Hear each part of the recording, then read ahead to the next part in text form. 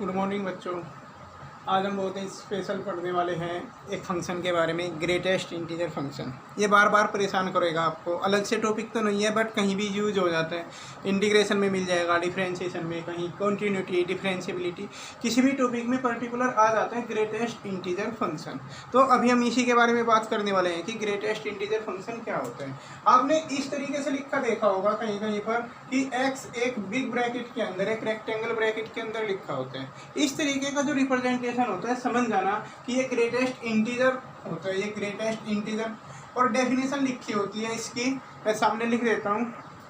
Greatest integer का मतलब क्या हुआ, रिप्रेजेंट तो इससे करते हैं, बिग ब्रैकेट के अंदर एक्स लिखा होगा और इसका मतलब है is greatest integer less than और इक्वल टू एक्स। इस लाइन का मीनिंग जिस बच्चे ने समझ लिया उसे समझ में आ जाएगा।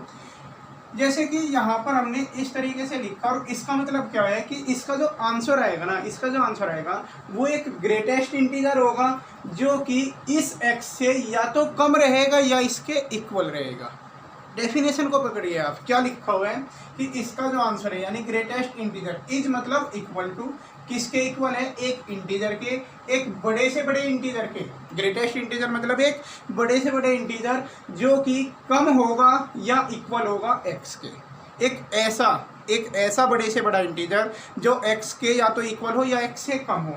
एग्जाम्पल के तौर पर जैसे हमने 2.3 लिखा, 2.3। अब हमें यहाँ पर एक ऐसा इंटीजर लिखना है जो 2.3 से, या तो हमें यहाँ पर एक ऐसा बड़े से बड़ा इंटीजर लिखना है कि जो 2.3 से या तो कम हो या उसके इक्वल हो। अब 2.3 के इक्वल तो इंटीजर हो नहीं सकता क्योंकि 2.3 इंटीजर वैल्यू नहीं है, इंटीजर नहीं है। तो इससे छोटा, फिर देखो इससे छोटा कोई इंटीजर क्या होगा, इससे छोटे इंटीजर तो बहुत सारे होंगे। इससे छोटा इंटीजर 2 भी होगा, 1 होगा, 0, -1, -2, ये सब इंटीजर 2.3 से छोटे होंगे। इंटीजर में बिना पॉइंट वाली वैल्यू आती है, तो विदाउट पॉइंट जब आप कंसीडर करोगे तो ये सारे इंटीजर्स इस 2.3 से छोटे होंगे। अब इन सारे इंटीजर में भी और भी बहुत सारे होंगे, इन सब में जो ग्रेटेस्ट है, इन सब में जो ग्रेटेस्ट है, तो इन सब में ग्रेटेस्ट तो 2 है, तो इसलिए इसका आंसर 2 हो जाएगा। इसी तरीके से अगर हम 2.9 की बात करें तो 2.9 से छोटे, 2.9 तो इंटीजर नहीं है तो इससे छोटे देखने पड़ेंगे। 2.9 से छोटे इंटीजर यही होंगे, और भी होंगे बहुत सारे, लेकिन इन सब इंटीजर में भी जो सबसे बड़ा होगा, सबसे बड़ा ये है, तो इसका आंसर भी 2 आ जाएगा। 2.9 से छोटा, 2.9 का अगर ग्रेटेस्ट इंटीजर लिखें तो आंसर 2 आएगा। यानी अगर जनरल वे में हम बात करें तो ग्रेटेस्ट इंटीजर का मतलब क्या है, वो पॉइंट को रिमूव करने का काम करते हैं। अगर कोई डेसिमल नंबर है तो उसका जो डेसिमल पार्ट है उसको हटा देगा, सिर्फ जो इंटीजर पार्ट बचेगा उसे प्रोवाइड कर देगा। जैसे 4.9 है, इसका ग्रेटेस्ट इंटीजर लिखना है तो 4 हो जाएगा, 4 हो जाएगा, इससे एकदम छोटा इंटीजर, एकदम छोटा। जैसे कहीं पर 7.2 है, इसका ग्रेटेस्ट इंटीजर तो 7.2 से एकदम छोटा इंटीजर होगा 7। कहीं पर ध्यान देना, मैं बार बार बोल रहा हूँ, जो भी नंबर है यहाँ इससे एकदम छोटा इंटीजर, जैसे हमने कहीं लिखा -1.4, तो -1.4 से एकदम छोटा इंटीजर -2 होगा। यहाँ बच्चे गड़बड़ कर जाते हैं, -1.4 का ग्रेटेस्ट इंटीजर -1 लिख देते हैं, जबकि -1 नहीं होगा, -2 होगा, क्योंकि -1.4 से छोटा लिखना है। -1 तो इससे बड़ा हो जाएगा, छोटा तो -2 ही होगा। इसी तरीके से -4.1 का ग्रेटेस्ट इंटीजर -5 हो जाएगा, क्योंकि -4.1 से एकदम छोटा इंटीजर होगा -5। आप और भी देख सकते हैं, -0.1 से एकदम छोटा इंटीजर होगा -1। अब नंबर लाइन के हिसाब से अंदाज़ा लगा सकते हैं। जैसे मैं एक नंबर लाइन के हिसाब से बता देता हूँ आपको। बोर्ड पर एक नंबर लाइन बना रखी है हमने, बीच में 0, 1, 2, 3, इधर -1, -2, -3, इस तरीके से हैं ये, ठीक है। अब अगर आपको यहाँ पर खास ध्यान दें कि जैसे 1 है, 1 से बड़े इधर होंगे, छोटे इधर होंगे, हमेशा ये स्मॉलर टू ग्रेटर चलती है। इधर वाले नंबर छोटे होते हैं, इधर वाले नंबर बड़े होते हैं, लेफ्ट में छोटे नंबर आते हैं, राइट में बड़े नंबर आते हैं। तो जब आपको छोटा नंबर देखना है तो इधर वाले देखने होते हैं। जैसे सपोज मैं आपसे कहूँ कि 2.3 का ग्रेटेस्ट इंटीजर बताओ, तो अब यहाँ 2.3 लगभग यहीं तो आएगा, ये पोजीशन होगी 2.3 से, तो इससे एकदम पहले क्या मिला आपको, 2 मिला, तो इसलिए इसका ग्रेटेस्ट इंटीजर 2 हो जाएगा। अगर हम आपसे कहें कि -0.1 का ग्रेटेस्ट इंटीजर बताओ, तो -0.1 की पोजीशन लगभग ये होगी, जीरो से इधर ही तो होगा, जीरो से छोटा, 0.1 की पोजीशन ये होगी लगभग। तो जब इसका ग्रेटेस्ट इंटीजर लिखना होगा तो इससे एकदम पहले इंटीजर कौन सा आया, -1 आया, इसलिए इसका आंसर -1 आ जाएगा। मतलब उसके एकदम पहले जो भी इंटीजर है आंसर वही आ जाएगा, पॉइंट नहीं आता। जैसे हमें अगर 5 का ग्रेटेस्ट इंटीजर लिखना है, 5 का, तो अब यहाँ पर देखिए, यहाँ लिखा हुआ है ग्रेटेस्ट इंटीजर लेस देन और इक्वल टू एक्स। मतलब अगर एक्स एक इंटीजर वैल्यू है, जैसे 5 के या तो इक्वल होगा आंसर, हमें ऐसा बड़े से बड़ा इंटीजर लिखना है जो या तो 5 के इक्वल हो या फिर इससे छोटा हो, ठीक है। तो 5 के इक्वल, 5 क्या इंटीजर है अपने आप में, तो यस ये इंटीजर है, तो यहाँ इक्वल चल जाएगा फिर, क्योंकि जो ग्रेटेस्ट इंटीजर है वो तो केवल पॉइंट को हटाने का काम करता है। 5 का तो 5 ही रहेगा। अगर इसके अंदर इंटीजर्स वैल्यू आती हैं, जैसे -3 आ गई, तो -3 का ग्रेटेस्ट इंटीजर -3 ही रहेगा। अगर इंटीजर्स वैल्यू आती हैं तो एज इट इज़ बनी रहेंगी। ध्यान देना इस बात पर, ग्रेटेस्ट इंटीजर के ब्रैकेट वाला जो बड़े ब्रैकेट के अंदर अगर इंटीजर वैल्यू आ जाती हैं तो वो चेंज नहीं होती हैं, इंटीजर ही रहती हैं। लेकिन अगर यही पॉइंट वाली आ जाती है, जैसे 3.4 लिखा होता है यहाँ पर, तो माइनस के 3.4 लिखा है, इससे एकदम छोटा इंटीजर कौन सा होगा, -4 होगा, तो इसका आंसर -4 आ जाएगा। तो ये थी ग्रेटेस्ट इंटीजर की कहानी। अब इसके ऊपर क्वेश्चन किस टाइप से बनते हैं, तो मैं आपकी बुक के 2 क्वेश्चन करके दिखाता हूँ इसके अंदर। जैसे एक्सरसाइज 5.1 का 19 देखिए।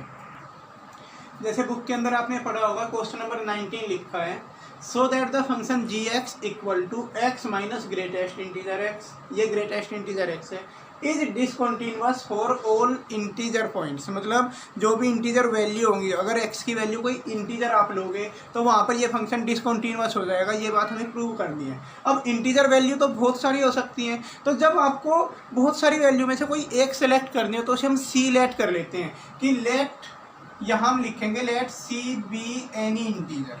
तो आपने एक इंटीजर कंसीडर कर लिया सी, और ध्यान रखना सी कोई इंटीजर है तो सोचने के लिए आप सी की वैल्यू 2 ले सकते हैं, सी की वैल्यू 5 ले सकते हैं, कुछ भी एक इंटीजर वैल्यू आप असाइन कर लेना अपने माइंड में कि सी कोई एक इंटीजर है।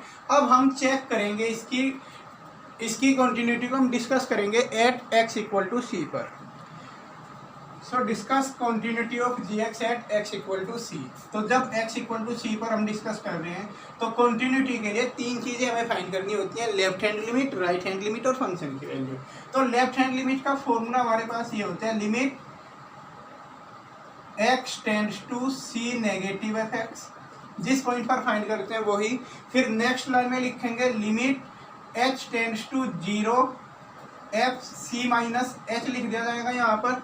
जिसने कंटिन्यूटी का कंसेप्ट किया होगा उसे समझ में आ जाएगा ये क्या चीज़ है सारी। उसके बाद जो यहाँ f ना होकर g(x) दे रखा है तो g लिखेंगे हम यहाँ पर g(x), g की कंटिन्यूटी चेक कर रहे हैं। अब यहाँ पर g(x) है हमारा x minus greatest integer x, और हमें g c माइनस h लिखना है, तो x को c माइनस h से रिप्लेस करा देते हैं, c minus h minus greatest integer of c minus h। अब कहानी यहाँ पर आके चेंज हो जाती है, c माइनस एच है, लेकिन ये जो greatest integer of c minus H है, इसको एक बार समझने की कोशिश करो कि अगर मैं कहूँ आपको कि बेटा c इक्वल टू, सपोज हमने 5 ले लिया, क्योंकि c तो कोई भी इंटीजर है, हम कुछ भी ले सकते हैं। सपोज हमने c 5 ले लिया, आपका मन है 2 लेने का, आप 2 ले लो, कोई मुद्दा नहीं है ये बेटा। c की वैल्यू आप कुछ भी ले, एक इंटीजर हमने कंसीडर कर ली। अब अगर मैं आपसे कहूँ कि 5 माइनस h का ग्रेटेस्ट इंटीजर कितना होगा, तो आप क्या बताएंगे। 5 माइनस h का मतलब मैंने बहुत बार बता रखा है, 5 माइनस h का मतलब है 4.99, यानी 5 से एकदम छोटी वैल्यू। और 5 से एकदम छोटी वैल्यू जैसे 4.9 हो गई, अगर 4.9 हो गई और हमने ये हो गई और इस पर ग्रेटेस्ट इंटीजर लगा दिया तो आंसर 4 आ जाएगा इसका, या 4.92 भी हो गई तब भी आंसर 4 आएगा। यानी जैसे 5 से हमने कुछ कम किया तो 4 पॉइंट समथिंग मिलेगा हमें, और 4 पॉइंट समथिंग होते ही उसका ग्रेटेस्ट इंटीजर जैसे ही करोगे आंसर 4 आ जाएगा। यानी आप ये कह सकते हैं कि जो c की वैल्यू थी आंसर उससे कम हो गया c माइनस h करते ही। और देखो जैसे c इक्वल टू हमने 2 लिया, तो आप 2 माइनस h का ग्रेटेस्ट इंटीजर करोगे, 2 माइनस h, 2 में से आपने कुछ घटाया तो 1 पॉइंट समथिंग मिलेगा आपको। सपोज 1.9 मिला आपको और इसका ग्रेटेस्ट इंटीजर करोगे तो आंसर 1 आएगा। तो फिर वही सिचुएशन आई कि c अगर 2 है तो c माइनस h हुआ 1, मतलब 2 से 1 कम हो गया। तो यहाँ पर जो आंसर आएगा इसका c माइनस एच का ग्रेटेस्ट इंटीजर वो c से 1 कम आएगा, और c से 1 कम होने का मतलब है c माइनस 1। c से 1 कम को हम c माइनस 1 रीड करेंगे, तो यहाँ पर इस ग्रेटेस्ट इंटीजर को हटा के c माइनस 1 लिख देते हैं। Limit h tends to 0 c minus h minus c minus 1 लिख दिया हमने। अब आप h की वैल्यू इसमें 0 रख दो, h की वैल्यू जैसे ही 0 रखोगे c minus 0 minus c plus 1, ये ब्रैकेट ओपन कर दिया हमने। अब c से c कैंसिल हो जाएगा और फाइनल आंसर आपको 1 मिलेगा। तो लेफ्ट हैंड लिमिट 1 आ गई। क्लियर हो गया होगा? नहीं हुआ है तो एक बार पीछे से वापस पूरा देखो कि लेफ्ट हैंड लिमिट कैसे कैलकुलेट की। ये फंडा शायद क्लियर हो गया हो कि हमेशा c माइनस एच का अगर ग्रेटेस्ट इंटीजर करोगे तो वो c से 1 कम होगा, यानी c माइनस 1 होगा। और ये वैल्यू रखते ही इसमें h की जगह 0 रखा और लेफ्ट हैंड लिमिट 1 आ गई। अब राइट हैंड लिमिट देखो। राइट हैंड लिमिट को इस तरीके से लिखा जाता है x tends to c positive, फिर नेक्स्ट लाइन में इसे h टेंड्स टू 0 से रिप्लेस कराएंगे और यहाँ पर c प्लस h लिख दोगे, g c प्लस h। उसके बाद इसमें x की जगह c प्लस h रख देना है वहाँ पर, तो ये होगा लिमिट h टेंड्स टू 0 और c plus h minus greatest integer c plus h। अब एक बार इस greatest integer c plus h के बारे में डिस्कस करते हैं, 2 मिनट यहाँ पर रुक के। सपोज c इक्वल टू 5 लिया, सपोज, मतलब ये नहीं है आप ये सोचने लगो ये 5 कहाँ से आ गया, ये अपने आप ही हमने एक बार बस जस्ट समझने के लिए कि c प्लस h क्या हो सकता है ये ले लिया, ठीक है ना। c अगर हमने 5 लिया, आप 5 प्लस h का ग्रेटेस्ट इंटीजर सोच कर देखो क्या होगा। 5 प्लस h का मतलब है 5 से कुछ ज़्यादा ले रहे हैं, यानी 5 पॉइंट समथिंग हो रहा है। 5 पॉइंट समथिंग जैसे 5.1 हो सकता है, थोड़ा सा ज़्यादा। 5 से ऐसा नहीं है आप बिल्कुल 7-8 कर दोगे, 5 से थोड़ा सा ज़्यादा यानी 5.1 या 5.01। और जब इसका ग्रेटेस्ट इंटीजर करोगे तो 5 आएगा, यानी इस बार जो भी c की वैल्यू ले रहे हैं हम c प्लस h करने पर भी ग्रेटेस्ट इंटीजर c ही आ रहा है। आप कुछ और देखोगे, जैसे c की वैल्यू आप 3 रख लो तो 3 प्लस h का जैसे ही ग्रेटेस्ट इंटीजर करोगे आंसर में आपको 3 ही मिल जाएगा, क्योंकि 3 प्लस h तो 3.1 के अप्रोक्स होना है, 3 पॉइंट समथिंग होगा और 3 पॉइंट समथिंग 3.1 का ग्रेटेस्ट इंटीजर तो 3 ही आना है। मतलब जो भी c की वैल्यू ले रहे हैं c प्लस h का ग्रेटेस्ट इंटीजर वही हो जाएगा। तो अब इसमें c प्लस h के ग्रेटेस्ट इंटीजर की जगह हम c रखेंगे, तो limit h tends to 0 c plus 0 minus c हो जाएगा। c से c कैंसिल कर दोगे आप, h रखो अभी तो क्योंकि लिमिट हटाई नहीं है, खाली h बचा यहाँ पर और h की वैल्यू कितनी है 0 है। c से c कैंसिल होकर h की वैल्यू भी आप पुट कर दोगे 0, तो फाइनली आपको मिल जाएगा यहाँ पर 0, ठीक है ना। तो लेफ्ट हैंड लिमिट 1 आई, राइट हैंड लिमिट 0 आई है। तो LHL इक्वल टू RHL आई कि नहीं, तो ये दोनों इक्वल नहीं है। LHL is not equal to RHL, therefore GX is discontinuous. Okay, शायद समझ में आ गया होगा कि हाँ कैसे हमने किया। ये बस मेन मुद्दा यही था, c प्लस h और c माइनस h वाला। एक बार वीडियो देखेंगे तो समझ में आ जाएगा। अब एक क्वेश्चन डिफरेंशिएबिलिटी से रिलेटेड दे रखा है इसने, एक्सरसाइज 5.2 का लास्ट क्वेश्चन है, f(x) equal to greatest integer x।